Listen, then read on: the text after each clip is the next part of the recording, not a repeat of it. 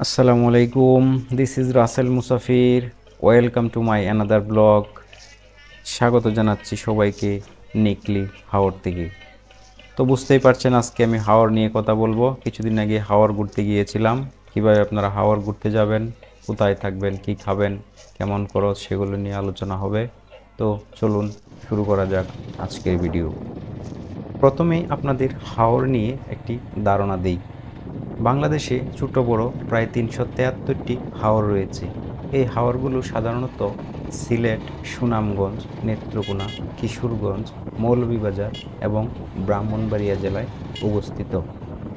যদিও বাংলাদেশের সবচেয়ে বড় হাওর হচ্ছে হাকালুকি হাওর, কিন্তু তারপরও মানুষ নেত্রকোনা, কিশোরগঞ্জ এবং সুনামগঞ্জের যেই টাঙ্গুয়ার হাওর এবং ইটনা, মিটামন, অষ্টগ্রামের যে হাওরগুলো রয়েছে সেখানেই বেশি বেড়াতে যান। উইকিপিডিয়ার মতে হাওর বাংলাদেশের উত্তর পূর্ব অংশে একটি জলাভূমি বাস্তুতন্ত্র, যা গঠনগত একটি বাটি বা গামলা আকৃতির অগভীর জলাভূমি হয়ে থাকে, যা ব্যাক সোয়াম্প নামেও পরিচিত। প্রচলিত অর্থে হাওর হলো বন্যা প্রতিরোধের জন্য নদী তীরে নির্মিত মাটির বাঁধের মধ্যে প্রায় গোলাকৃতি নিম্নভূমি বা জলাভূমি।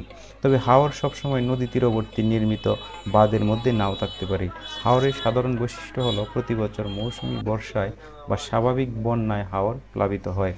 বছরে কয়েক মাস পানিতে নিমজ্জিত থাকে এবং বর্ষা শেষে হাওরের গভীরে পানিতে নিমজ্জিত কিছু স্থায়ী বিল জেগে ওঠে। গ্রীষ্মকালে হাওরকে সাধারণত বিশাল মাঠের মতো মনে হয়, তবে মাঝে মাঝে বিলে পানি থাকে এবং তাতে মাছ আটকে থাকে। তো এই ছিল হাওর নিয়ে কিছু তথ্য।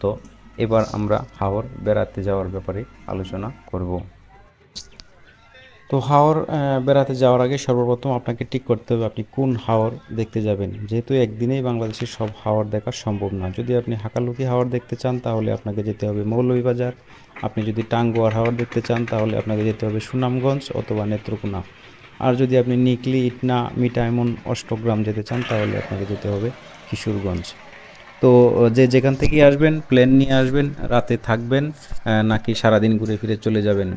যদি সকালবেলা আসেন আপনি সারাদিন হাওরে ট্রলার ভাড়া করে ঘুরলেন, তারপর বিকালবেলা চলে যেতে পারবেন। আর যদি রাতে থাকার প্ল্যান থাকে তাহলে সকালবেলা এসে আপনাকে হাউস বোট ঠিক করতে হবে অথবা যে রিসোর্ট আছে সেখানে বুকিং দিতে হবে। তো রাতে থাকার জন্য একটু খরচ বেশি হবে। আর যেহেতু আমি থাকিনি, কেমন খরচ তা আমি জানি না। আর খাওয়া দাওয়ার ব্যাপারে এখানে খাওয়া দাওয়া যথেষ্ট সাশ্রয়ী, যেহেতু গ্রাম এলাকা, এ নিয়ে এত টেনশন নেই। তো যারা সাঁতার জানেন না তারা অবশ্যই পানিতে নামবেন না, এটা একটা সতর্কবাণী। তো এবার আসি একদিনে আপনারা কোথায় কোথায় ঘুরতে পারেন।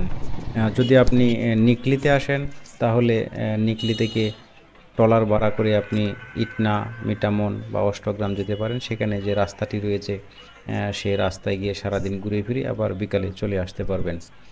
আর যদি একদিন অবস্থান করেন হাউস বোটে অথবা রিসোর্টে, তাহলে আপনারা প্রথম দিন নিকলি, ইটনা, মিটামন, অষ্টগ্রাম ঘোরাফেরা করলেন। তারপর দিন চলে গেলেন টাঙ্গুয়ার হাওর হয়ে নীলাদ্রি লেক।